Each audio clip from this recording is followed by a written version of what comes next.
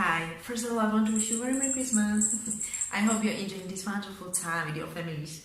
Actually, I'm not sure whether the topic of this video is matching the Christmas season, but I decided to post it anyway. In the previous video we talk about habit. We explain what it is, how it works, what are the four major phases of our habits. Based on the previous video we should be able to recognize our habits, as most likely we haven't been aware of some of them, and we should be able to identify specific 4 stages of our habits, as that's the key for replacing our bad habits to good habits. Remember, first we make our habits, then our habits make us. Although replacing our bad habits with good ones may seem easy in theory, it might be not that easy in practice. That's why I share a few tips in this video that help me to make a change in my habits. But I will start with the point that is the base for changing a habit, and it's identify 4 specific stages of your habit. To break a bad habit, you must first identify a habit, then the trigger of your habit and the reward you get from it. But this is something I already explained more in detail in my previous video on a habit, so if you haven't seen it yet, then I recommend you to watch it firstly, as this video builds on that one.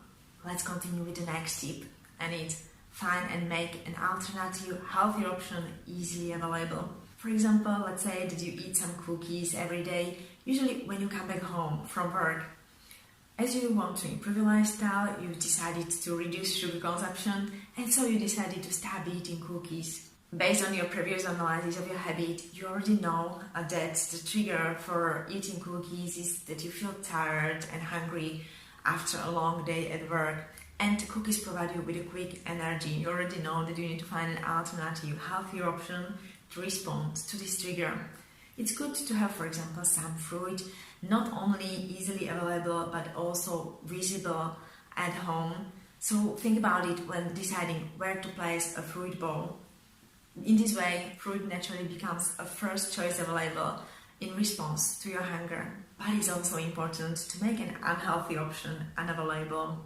You might be successful in resisting eating cookies for a couple of days, but then it may happen that your day at work will be really hard and you will feel so tired that you won't resist eating cookies. Since we are human, it's natural that in a weak moment we cannot resist temptation, and that's why it's better not to have your temptation, in this case cookies, readily available at home.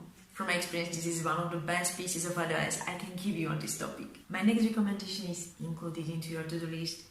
Writing down your intention to change your habit can also help you to make this change happen.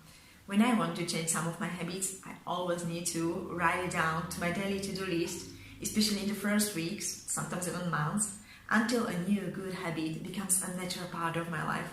So until I successfully break a bad habit and build a new good one.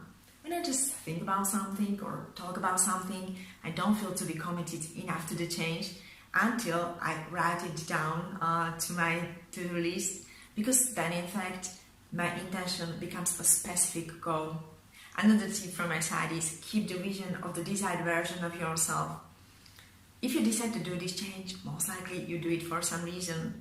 I hope you're not already at the point when, for example, your doctor warned you to change your lifestyle, and you don't need to wait for such a situation to happen, do you? I think it's still better to do this change willingly and to work with joy towards better, healthier, improved version of yourself in the future than try to fight the old version of you once the situation is really critical and the change is inevitable. And the last thing I would like to emphasize is don't be too hard on yourself. Be patient with yourself. Although we try to do our best to change our habits, we are just humans, and most likely from time to time we will fail and succumb to the temptation of choosing the old bad habit.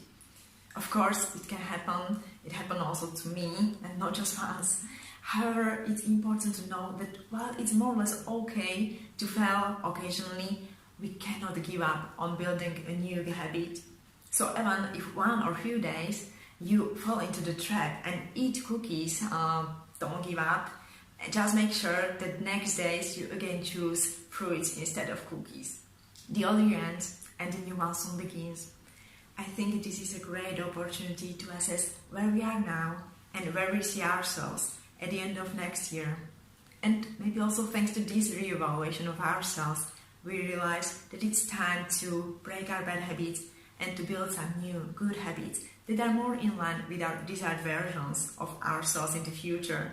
But this can be done only by your intentional decision and action, as it takes some effort to let go of our bad habits and replace them with some better options. And we may sometimes struggle with this change, but the good news is that if you put in the effort at the beginning and you stick to your good habits long enough, they will become a natural part of your life, and you will do them automatically after a while. The effort is definitely worth it, as in the long run, your new good habits will work for you, not against you, as your bad habits do. As we are really already at the end of the year 2020, maybe you can include change of your habits to goals for the year 2021. And I will share my experience with setting my yearly personal goals in my next video, and I will provide also a few tips that may somehow inspire you. So don't forget to subscribe to my channel if you don't want to miss it. And also feel free to like and share this video. Have a really nice rest of the day. And also once again, Merry Christmas.